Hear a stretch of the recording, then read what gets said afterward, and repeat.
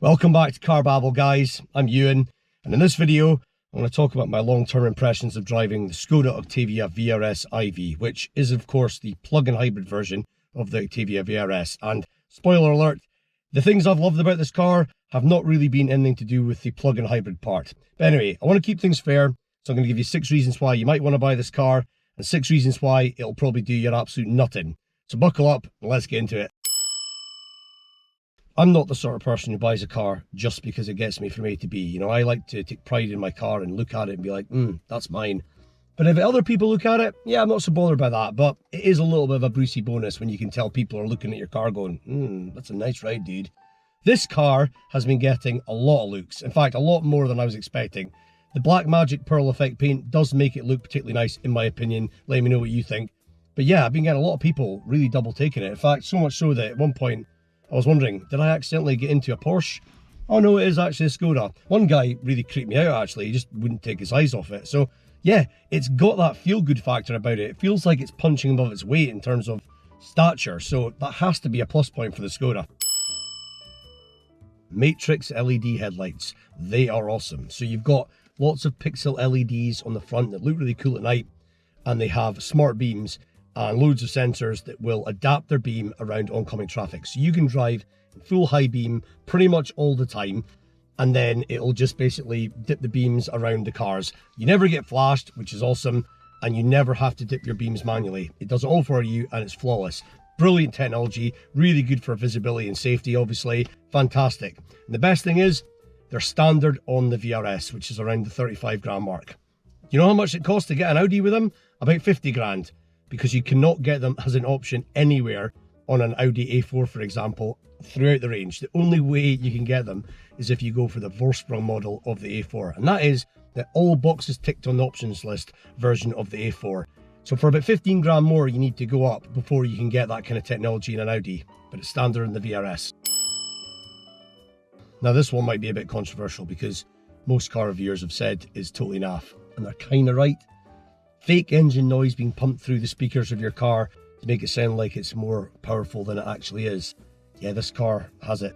And when I turn it on in hybrid sports mode and I've got the full 245 PS at my disposal, and this goes 0-60 in under 7 seconds, and I floor it and that grumbling sound comes on, I'm not gonna lie, for a split second I feel like I'm driving a much faster car than I am.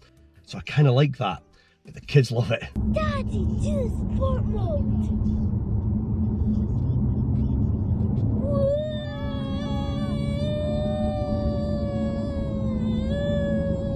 88 miles per hour.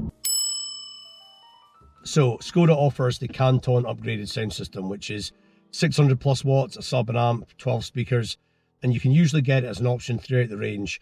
Right now, because of the chip shortage, you cannot get it at all through the Skoda range unless you get a Superb or a Kodiaq in Lord and Clermont edition, because it comes as a standard feature. You might be able to get it on the Enyaq, but right now, no option for it at all because of the chip shortage. I asked Skoda this directly myself, so that is for real. The good news is, on the Octavia, the standard sound system is 8 speakers and it sounds really good. As long as you're not absolutely thumping your tunes and it gets distorted, it is a pretty clear system. So yeah, good job, Skoda. Puddle lights, not really an option I ever thought, must get that ticked on my next car, but it came with this car as part of an options pack. So when you open your doors, it beams the word Skoda onto the ground. Now I live out in the countryside and I found that quite useful at night because I'm quite often open my door and not been able to see down and stood in a puddle or a dog poo or something. And now I don't have that problem. So yeah, from now on, I'll be seeking that one out. This car has automatic brake assist, which means you're driving along and you're coming up to the car in front or to a junction or a roundabout or a new lower traffic zone, and the car just senses it and slows down for you. You don't have to do anything. I mean, I never found it that much of an inconvenience before to press the brake pedal, but I've come to find it quite a luxury to not have to. So yeah, I'm quite happy with that. I like technology as much as the next person, but it has to actually work. I'd rather have less features in a car and know that they actually work than have this really fancy infotainment system that half the time when I want it to do something, it just doesn't do it. It switches itself off sometimes. It goes black randomly. I want to use my sat-nav. No can do, says Skoda. I'm driving along and I'm like, not getting any warmer. Why is that? Oh look, my climate settings have disappeared. Gotta reset them. Oh, my telephone favourites, they're gone. My radio favourites, they're gone. The amount of time you spend faffing about with this touchscreen is so infuriating, so distracting, and really the Volkswagen Group and Skoda need to sort this out because it's a massive chink in the armour of this car.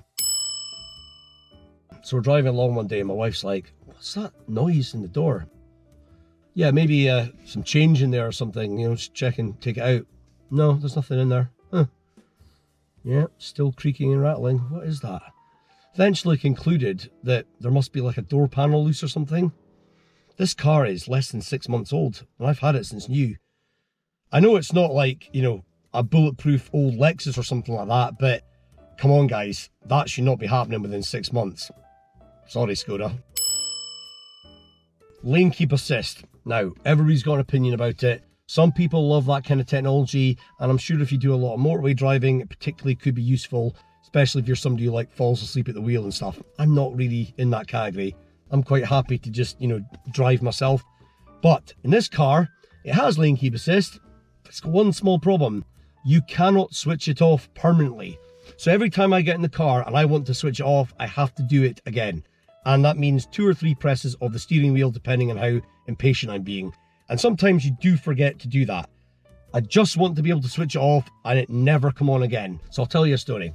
Coming out of work one day, I'm in a rush, forget to switch my lane keep off. I join the dual carriageway, and important to note that if you change lanes without indicating, also do that sometimes, it will think you're doing something dangerous, like dozing off at the wheel. And unless you fix the sensitivity on the settings, it can be quite vicious in the way it pulls it back.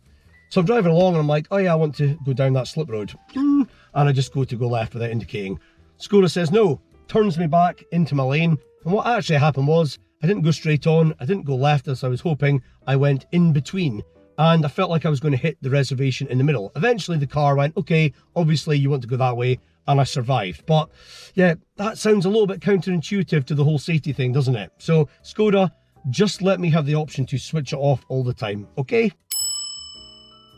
Every car I've ever had, and I might have just been lucky with the cars I've had, when I've set up radio favourites, it's meant that I could just skip track between them and avoid all the other stations. That seems to be one of the obvious reasons to have favourites set up in the first place.